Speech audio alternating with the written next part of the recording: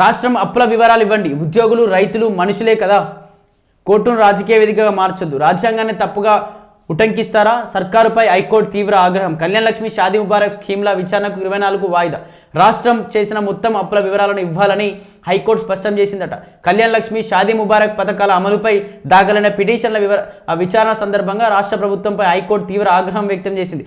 భూములు కోల్పోయిన రైతులు, పదవి విరమణ చేసిన ఉద్యోగులంతా మనుషులే కదా, వారికి చెల్లించాల్సిన బకాయిలు ఇవ్వకపోవడం ఎంతవరకు సమంజసమని నిలదీసిందట. ప్రభుత్వ పక్షాన దాఖలు చేసిన అధికారిక అఫిడవిట్లో రాజ్యాంగంలోని ఆర్టికల్ 162ను తప్పుగా ఉటంకించడంపై ధర్మాసనం విస్మయం వ్యక్తం చేసిందట. దీనిపై వివరణ ఇవ్వాలని ప్రభుత్వాన్ని ఆదేశించింది. హైకోర్టుకు రాజకీయ వేదిక మార్చవద్దని హితవు పలికింది.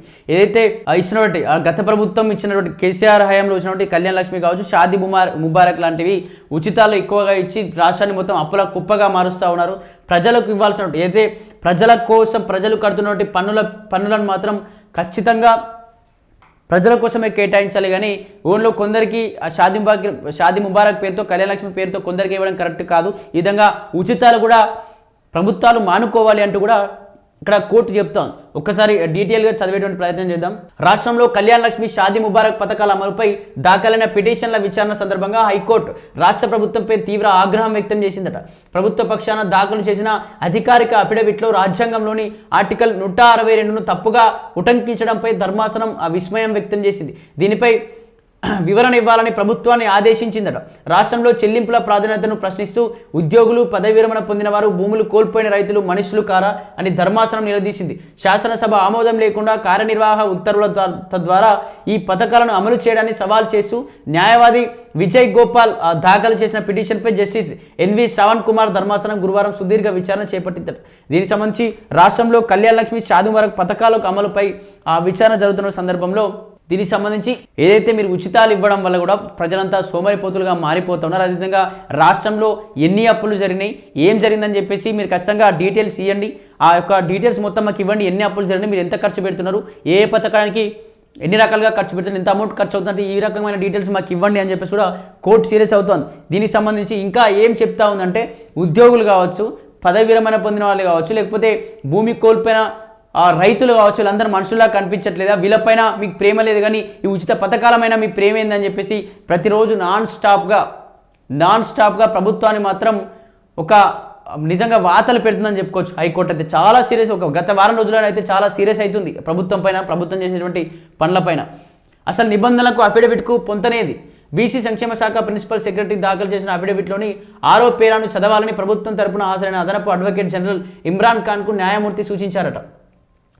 ప్రభుత్వం తన కార్యనిర్వాహక అధికారులను రాజ్యాంగంలోని ఆర్టికల్ 162 కింద వినియోగించి సంక్షేమ పథకాలకు అమలు చేస్తోందని అఫిడవిట్లో పేర్కొన్నారు. అయితే ఆర్టికల్ 162 పేరుతో రాజ్యాంగంలోని అసలు నిబంధనకు పూర్తిగా భిన్నమైన సుదీర్ఘమైన వివరణ అందులో పొందుపరిచినట్టు న్యాయమూర్తి ఎత్తి చూపారు. దీనిపై తీవ్ర అభ్యంతరం వ్యక్తం చేస్తూ ఇది కేవలం సాధారణ తప్పిదం కాదని స్పష్టం. దీనిపై ఏఏజీ స్పందిస్తూ ఆర్టికల్ 162 తప్పుగా రాశారని అంగీకరించారు. జరిగిన తప్పిదాన్ని సరిదిద్దే చర్యలు తీసుకుంటామని విన్నవించారు. అయితే 162కు సంబంధించి ఈ అధికరణ ప్రకారం సంక్షేమ పథకాలు ఈ అధికారం ప్రకారమే మేము ఇస్తా ఉన్నాం, ఈ అధికరణ ప్రకారమే కళ్యాణ్ లక్ష్మి, షాదీ ముబారక్ను కంటిన్యూ చేయాలనుకుంటున్నామని చెప్తే లేదు, 162 ఆర్టికల్ ప్రకారం సంక్షేమ పథకాల గురించే చెప్పదు. అది చెప్పేది సుదీర్ఘమైన అంటే నిబంధనలకు రాజ్యాంగంలోని అసలు నిబంధనలకు పూర్తిగా భిన్నమైన సుదీర్ఘమైన వివరణ అందులో పొందుపరిచి ఉంటుంది అని చెప్పేసి మీరు తప్పుగా రాశారు. అధికరణ తప్పు రాయడం ఏంటి, రాజ్యాంగం మీకు తెలియదు అంటూ కూడా దీనిపైన ఖచ్చితంగా యాక్షన్ చేసి తీరుతాం. ఒక అడ్వకేట్కి ఈ రాజ్యాంగం 162 ఆర్టికల్ ఏం చెప్తుందో తెలియకపోవడం ఏంటి అని చెప్పేసి కూడా అతనిపైన కూడా రివర్స్ అయిందట హైకోర్టు. అలాగే బకాయిలు ఇవ్వకపోవడం సమంజసమైన, స్కీమ్ అమలులో తాము జోక్యం చేసుకోవడం లేదన్న ధర్మాసనం ప్రభుత్వ చెల్లింపుల ప్రాధాన్యతలపై ప్రశ్నించింది. ప్రాజెక్టులు, అభివృద్ధి పనుల కోసం భూసేకరణలో భూములు కోల్పోయిన రైతులు, రిటైర్డ్ ఉద్యోగులు, ప్రస్తుతం సేవలు అందిస్తున్న ఉద్యోగులు వీరంతా మనుషులే కదా, వారికి చెల్లించాల్సిన బకాయిలు ఇవ్వకపోవడం ఎంతవరకు సమంజసమని నిలదీసింది. పెండింగ్లో ఉన్న 19 ధిక్కరణ కేసుల్లో 3ంటికి టోకెన్లు, జీవోలు జారీ అయ్యాయని ఏఏజీ తెలపగా మిగిలిన కేసుల్లో చెల్లింపులు ఎందుకు జరగలేదో ప్రతి కేసుకు విడిగా వివరాలు సమర్పించాలని న్యాయమూర్తి ఆదేశించారు. కళ్యాణ్ లక్ష్మి, షాదీ ముబారక్ వంటి పథకాల కొనసాగింపునకు రాష్ట్ర ప్రభుత్వం ఏమైనా రుణాలు తీసుకుంటుందా అనే అంశంపై పూర్తి వివరాలతో అఫిడవిట్ దాఖలు చేయాలని ఆర్థిక శాఖ ముఖ్య కార్యదర్శిని ఆదేశించారు. అదే అఫిడవిట్లో రాష్ట్రం చేసిన మొత్తం అప్పుల వివరాలను స్పష్టంగా పేర్కొనాలని సూచించిందట. దీనికి సంబంధించి ఏదైతే షాదీ ముబారక్ కావచ్చు, లేకపోతే కళ్యాణ లక్ష్మికి సంబంధించి కావచ్చు పథకాలు కొనసాగిస్తున్నామని చెప్తా ఉన్నారు. మరి దీనికి సంబంధించి ఇప్పటి వరకు ఎంత ఖర్చు అయింది, వీటికి ఆ ఖర్చు అటువంటి అమౌంట్ ఎక్కడి నుండి వచ్చింది? ప్రజల సొమ్మే కదా, మరి ప్రజలకు అందరికీ ఖర్చు పెడతా ఉన్నారా? ఈ ప్రజల సొమ్మును, ఇదే ప్రజల సొమ్మును ఉద్యోగుల నుంచి వచ్చినటువంటి సొమ్ము ఇది. రిటైర్డ్ వాళ్ళ డబ్బులు కూడా మీ దగ్గరనే ఉన్నాయి. ఉద్యోగులకు ఏమైపోయింది మీరు ఇస్తాను బట్టి, ఆ పీఆర్సీలు ఏమైపోయినాయి, అదేవిధంగా రిటైర్డ్ వాళ్ళకి ఇచ్చినటువంటి మీ పెన్షన్లు, వాళ్ళ డబ్బులు వాళ్ళ డబ్బులు జమ చేసుకొని మీ దగ్గర పెట్టుకుని వాళ్ళకి ఇవ్వడానికి ఎందుకు వాళ్ళను ముప్పు తిప్పల పెడతా ఉన్నారు? అలాగే భూమి లేనటువంటి రైతులందరినీ వాళ్ళ యొక్క భూములు తీసుకొని అక్కడ ఫార్మా ఏర్పాటు చేస్తాం, లేకపోతే ఆ బుల్లెట్ ట్రైన్లు ఏర్పాటు చేస్తాం, లేకపోతే విమానాశ్రయం ఏర్పాటు చేస్తామని రకరకాలుగా ఏవేవో పనులు చేస్తామని చెప్పి లగచర్ల నుంచి మొదలుకొని శంషాబాద్ ఎయిర్పోర్ట్ వరకు తీసుకున్న భూముల విషయంలో కూడా ఖచ్చితంగా వాళ్ళకు మరి భూములకు ఎంతమంది డబ్బులు కేటాయించారు, వాటి గురించి ఆలోచించండి తప్ప ఈ ఉచితాలు కళ్యాణ లక్ష్మి అనుకుంటా పోతే దేశాన్ని, రాష్ట్రాన్ని అసలు మీరు ఏం చేద్దాం అనుకుంటున్నారని చెప్పేసి కూడా ఆ సీరియస్ అనేది తెలుస్తుంది. అలాగే కోర్టు రాజకీయ వేదికగా మార్చొద్దు. విచారణ సందర్భంగా పిటిషనర్ విజయ్ గోపాల్ పలు అంశాలను కోర్టుకు తెచ్చారు. రాష్ట్ర ప్రభుత్వ ఉద్యోగులు పెన్షన్లకు సంబంధించి 6 డిఏలు పెండింగ్లో ఉన్నాయని, 2 పీఆర్సీ అమలు కాలేదని తెలిపారు. ₹5 కోట్ల బిల్లు చెల్లించకపోవడంతో ఎల్బీ నగర్లో ఓ ప్రభుత్వ కాంట్రాక్టర్ ఆత్మహత్య చేసుకున్న ఘటన పిటిషన్ ప్రస్తావించారు. దీనికి ఈ కేసుతో సంబంధం ఏమిటని కోర్టు ప్రశ్నించింది. హైకోర్టును రాజకీయ వేదికగా మార్చవద్దని హితవు పలికింది. ఇరు పక్షాల వాదనలు విన్న న్యాయస్థానం అఫిడవిట్లో తప్పుడు వివరాల సమర్పణపై వివరణ ఇవ్వాలని రాష్ట్ర ప్రభుత్వాన్ని ఆదేశిస్తూ తదుపరి విచారణ ఈ నెల 24 కూడా వాయిదా వేసినట్టు తెలుస్తుంది.